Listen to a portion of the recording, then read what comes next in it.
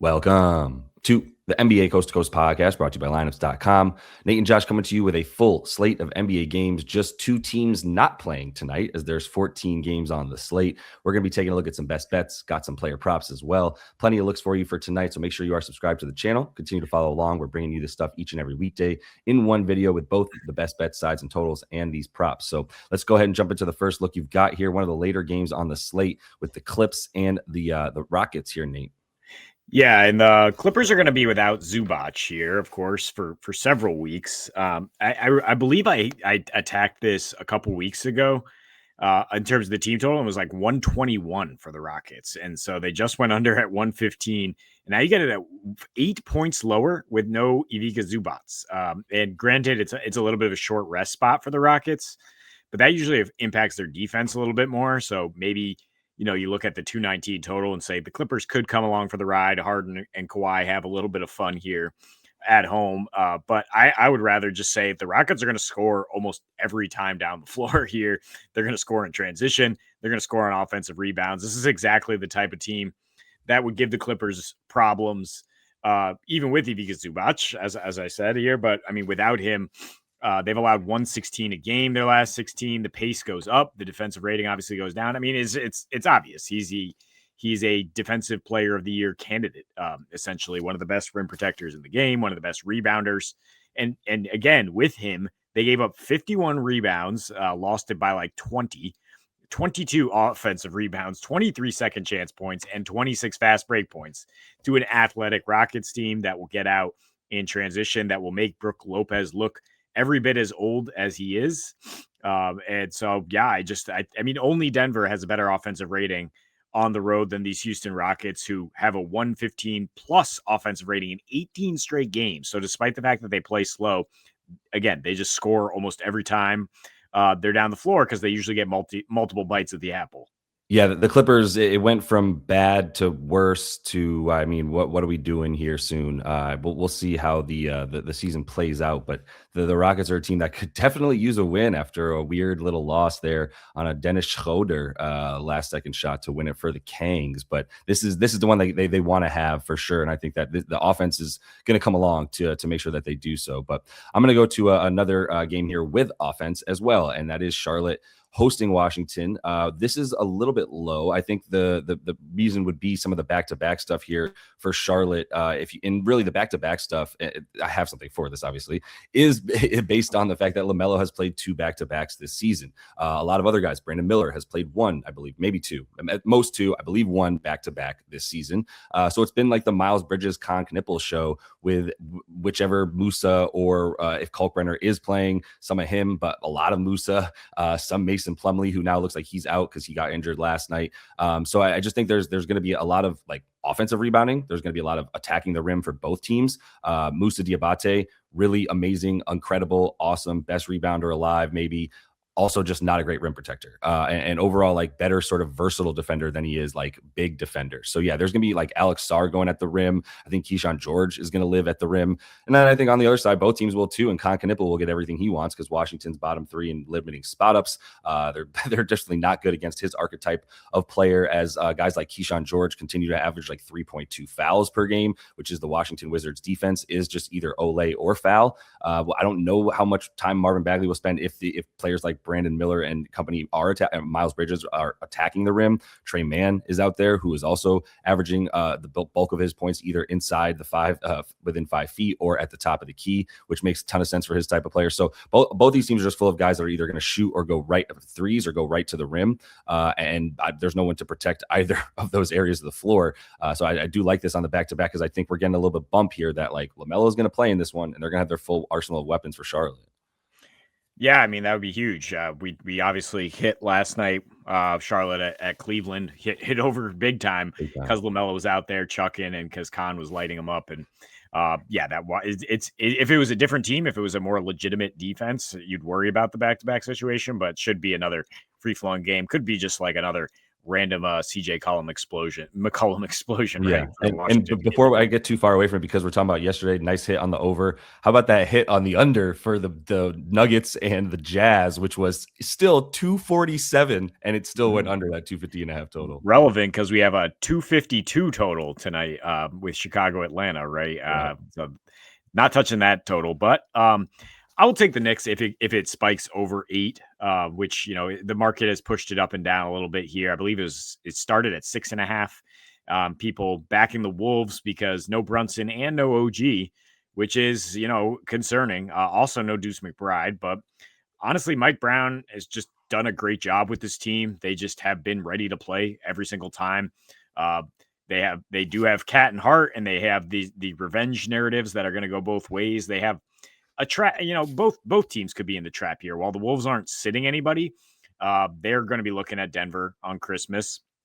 And the Wolves have just been a team lately, at least, that has fallen right into the trap where they lost to Memphis at home because they're looking ahead to OKC. They're also just not covering against top tier teams. They're 2-6 ATS. Their last 8 is a home favorite. They basically, if you just filter out for like, this is a quality team, the Wolves are not blowing them out. They blow leads late. I do like offense here. I mean, 227 is a 228 because you're going to get a lot of Tyler Kolek. And that's what everybody has an opinion about today, right? Is Kolek, who's going to attack Kolek? Who's going to get the stats against him? Is that just going to lead to the Knicks getting hemorrhaging points on defense? I mean, I think he's actually pretty legitimate. I mean, definitely very good on offense, and I think he can hold his own to a degree with help behind him if Mitch Rob's back there, if Cat's back there. Clarkson has been coming on lately. I just think they can hang in this game. I don't think the Knicks are the type of competitive team to just completely punt a game, despite the fact that they're missing 2 of their most vital players. Yeah, I honestly don't know what to do with this game at all, and I made that clear to you earlier because when everything I look at for this game, it's like both ways. Just this is the sort of encompassing what I'm saying here. With Jalen Brunson on the court, 125 offensive rating. With Jalen Brunson on the court, a team worst 116 defensive rating. So he's got the best offensive rating on court and the worst defensive rating on court. So it's almost a net neutral, I guess, in a way. And then you look at maybe we're going to see some more Mohamed Diarra. I'm trying to still get it correct. And that's talking like a 102 offensive rating in his minutes now, and a decent defensive rating. But like I'm worried about their ability to hang. And at the same time, I do think it's a little bit skewed by the fact that like it's not really been the Tyler Kolek amongst these other guys show. And there's the Cat factor, which, we'll talk about in a bit as well, which I think might be legit because he's such a weirdo head case at times in a way on the court that like not in like a overly aggressive way, just sort of like a what are you doing kind of way, that he seems like the guy that might care about this enough to go off again. But let me at least say another over here for the Raptors and Heat. And it's just really the Heat playing at the pace that they do. Really, that's all I got. And there still has been plenty of offense for the Raptors, who have been a really good defensive team. But I believe in like their last roughly 7 or so, it's come back down to earth. Definitely, they had that 5-game losing streak without RJ, who's still out in this one. But I do think the offense for players like Ingram will continue to be there for them. He shot pretty poorly in that last game, I believe, had some decent assist numbers. But there's plenty still to like, even though Hero's not going to be in. Every other player is in, and they're still playing at an incredibly fast pace with Jaime Jaquez, who is going to be at least in the high 20s, low 30s. And the games that he has played over 30 minutes, they have hit the over, and I think 7 of 9, 11 of 14 is the number there. So they're hitting the over consistently when he's getting high minutes, and he's always coming off the bench. So don't worry about that. And Ware has actually not necessarily helped their defense down low as much as he's actually just helped their offensive rebounding and ability to keep possessions alive, because he's been a rebounding absolute monster, which is why that thing's going up for his rebounding prop too. But like I said, the Raptors, they're just going to get a lot of transition when they play against faster teams. They've gone a little bit over, tend to score more, obviously, and go over is the key there. So yeah, liking this one with more points. Yeah, I mean, I was looking at this as well, but yeah, once again, just so concerned about the Raptors offense, which is just like falling through the floor into hell without RJ Barrett. But maybe this is a spot for them to get right here. I think Scotty Barnes could have a big game picking up the slack if this is more of a free-flowing transition game. So we talked about that insane total. It's 252. We have no Dyson Daniels now in the rematch. I think these teams just totaled 300 when they played Chicago and Atlanta. And now you remove the best defensive player in the game, in Dyson Daniels, and you have Trae Young continuing to get more minutes. So it's hunting season, man. It's Coby White is going to be going at Trae Young all day. And we talk about how the Hawks don't send help usually because they have Dyson Daniels on the primary ball handler. Well, now they're going to have to send help. And so that leads to the dimes, which on their own, it's juicy. It's like minus 140 for 4, but it's like plus 130 for 5. And I will note in his last 6 against Trae Young, Coby White, 24 points a game, 6.8 assists. He has 9 dimes in the 2 consecutive before playing Trae and Dyson just 2 nights ago, right? Where he still had, I believe, 5 dimes. Or maybe it was 3 dimes. And in any case, like, this is a new day. I hate these spots, right, where they just play each other immediately again. But I'm trying to just think of it in the island spot of, you have Trae Young, who posted a 145 defensive rating in this last matchup. You have a Hawks team that's been almost like providing a landing strip for Trae Young coming back. Like, look, we're already terrible defensively. Like, Trae's not gonna hurt us. Like, just absolutely horrendous defense despite having all these talented guys. And apparently they don't respect guys like Modest Buzelis, who went 7 for 8 from deep last time out. So it's going to be some easy kickouts there for Coby White, who I just think he's trending healthier. He can attack the basket against this team and particularly attack Trae Young. Yeah, no, it's a great matchup for it. I also don't love playing in these games where the public's just been betting this for 2 straight games, essentially, to get these to some pretty good numbers. Maybe you can find some sort of matchup changes or sort of like adapting, because it's almost like a playoff series where you're like, okay, what's the coaching going to do in between? But like, really, it's just another regular season game against the same team where you deploy the same strategy that you have for them during the regular season until maybe you get to the postseason. But yeah, I think Coby is going to be another good look in this game. And he's one of only like 2 or 3 players that you're like, oh yeah, he's getting 30 minutes. Other than that, I don't know who you want to feel comfortable betting on in the Bulls rotation. But I do think Cat's worth talking about. I think the best prop is the boards. The boards are at least like a hustle stat that he's so big and good at getting them that if he decides he's going to be that good at it, he's going to do it. I know Mitch Rob will be out there for some decent minutes. There's the possibility that Mitch Rob starts, but I would like if they want to go with sort of McHale as the point guard in the starting lineup, right? Then you have Hart, McHale, and then you would have Cat and Mitch Rob, and I guess OG's out, so you could still play Kolek if you want. They're missing so many guys. You still could put Kolek in the starting lineup if you wanted to. Either way, it's gonna be a thin rotation, and so it's not like Mitch Rob I still don't see playing much more than like 26 to 28.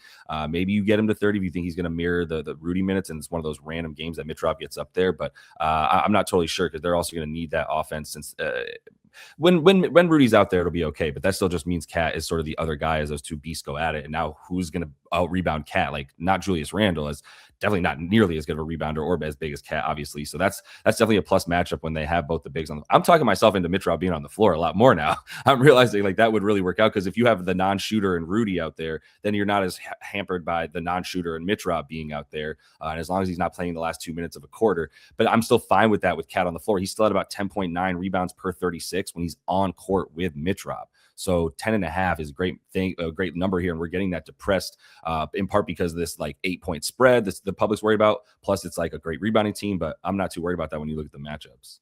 Yeah, I would figure Mitch just kind of like mirrors Gobert's minutes, which have not been that high lately, right? And Cat then gets plenty of opportunities to attack Randall and Naz Reid, who just aren't that same type of rim protector. I mean, frankly, Rudy is not the same type of presence down low that he used to be. I saw him get blocked by somebody like 6'3" the other day. SGA. Yeah. SGA blocked him jumping off 2 feet. It was brutal. It was so brutal. And then he tried to dunk it again, and he just threw it into the crowd. I was like, yeah, somewhere Luka Doncic is just cracking up at home right now. Yeah. Saddiq Bey over 1.5 3-pointers made. We're just going to keep attacking this Cavs 3-point defense. And Bey, he went 0 for 6 from deep last night. He has not shot particularly well, but he continues to get them up. He continues to get a ton of minutes. NBA, hugely important presence for this Pelicans team that's surging. We know Zion's not going to play on a back-to-back, right? He's averaged 26 PRA without Zion this year and hit 2 threes at 38%. So there is a little bit of a spike there.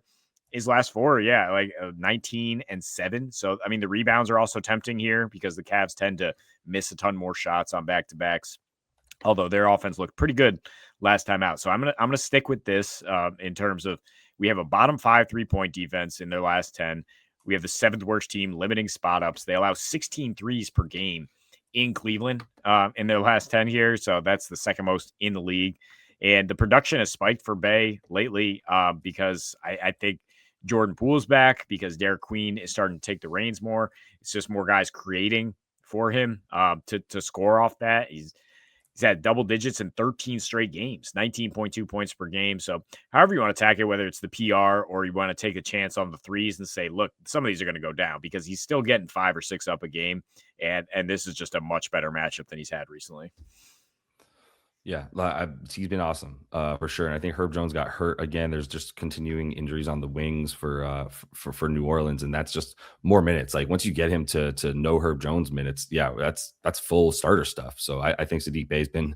I've always loved Saddiq Bey, man. We've just sort of been waiting for Bey to sort of be more of a like 30 minutes and give him that opportunity as a really solid. I'm not going to call him 3 and D, but I'm going to call him a 3-level scorer for sure. And then from there, you do what you will with the defense. And by the way, Knicks fandom is mock trading Saddiq to your squad to get another Villanova guy on there. I don't know if there's we're any mock trading everybody, man. We don't know what we're doing out here. We're playing NBA 2K with our roster, but this man, TJ MC, such a great spot for him. As soon as I saw he was out last night, I was like, yes, I'm taking him tomorrow. As they had a tough one yesterday, but played pretty well actually for the Pacers, and he sat the front end of the back-to-back. He hasn't been ruled in officially, I don't believe, but that just seems like the clear TJ's gonna not play one and then play the other because he hasn't been playing back-to-back. And really in this spot, like I think I can easily get him to 18 minutes. Whereas normally I'm like, you know what? I don't mind this bet at like 15, 16 minutes. And I think there's a world where he plays 20 to 22.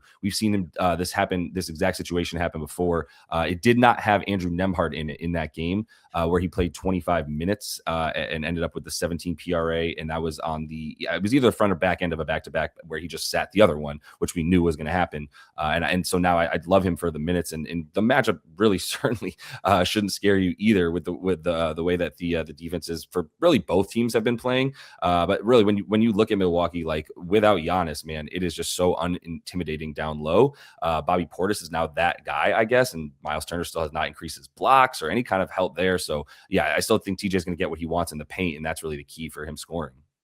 This is just the sad Eastern Conference Bowl tonight, right? I mean, you can't pay anybody to back either of these teams, but no. Indy sitting TJ on the front end in Boston last night, right, is clearly like getting him ready for this one as a winnable game at home against two teams that are, two guards that are carrying a huge load offensively in Rollins and Porter, and probably not going to be doing that great at the point of attack. Yeah, they really dropped Rollins' stuff too from like 28.5 PRA for a while. Now it's all the way down to like 21.5. And yeah, he's just not that guy with Kevin Porter out there. But that's all the time we have for you in this one. No games here on Wednesday, but we do have plenty of action for Thursday. So Merry Christmas ahead of time to everybody. Till we see you next. Happy betting.